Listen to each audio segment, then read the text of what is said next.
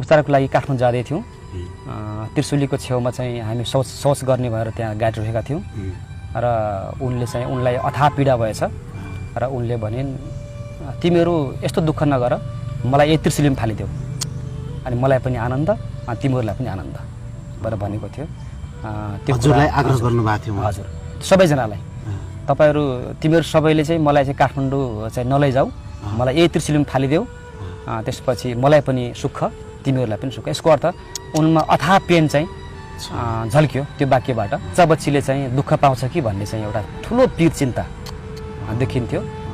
अब हजुर त लाइफ बुझ्नु भएको छ, जीवन बुझ्नु भएको छ, तपाईँ ठुलो मान्छे हुनुहुन्छ, तर म तलमाथि भयो भने मेरो बच्चाहरू दुःख पाउँछ भन्ने चाहिँ ठुलो पीडा थियो।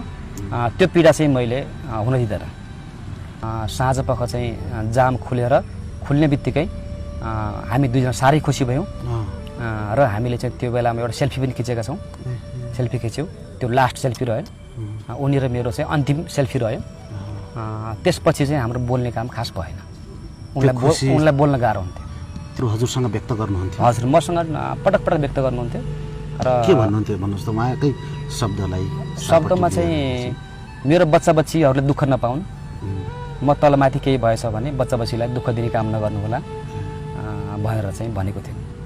अन्तिम पटक चाहिँ यो संसारबाट बिदा हुँदाको पल चाहिँ कुराकानी भएको थियो कि थिएन तपाईँहरू? अन्तिम कुराकानी त खास भएन, किनकि उनी झन्डै त्यो बेहोसीको चरणमा थिइन्। खासमा चाहिँ 3 दिन अगाडि, झन्डै डेथको 3 दिन अगाडि उनीसँग चाहिँ राति झन्डै 11-12 बजीतिर कुरा भएको थियो। खासमा उनको चाहिँ त्यो पेटको जामको कारणले गर्दाखेरि उनलाई खाना खान मिल्दैन थियो कि खाना नखाएर चाहिँ क्यान्सर भन्दा पनि खाना चाहिँ खाना खान नपाएर नै उनको डेथ भएको हो। र एक दिन 81 जाम खुल्यो। झन्डै 2 महिनाको ट्रिटमेन्टसम्म उनको चाहिँ पेटको जाम खुलेको थिएन।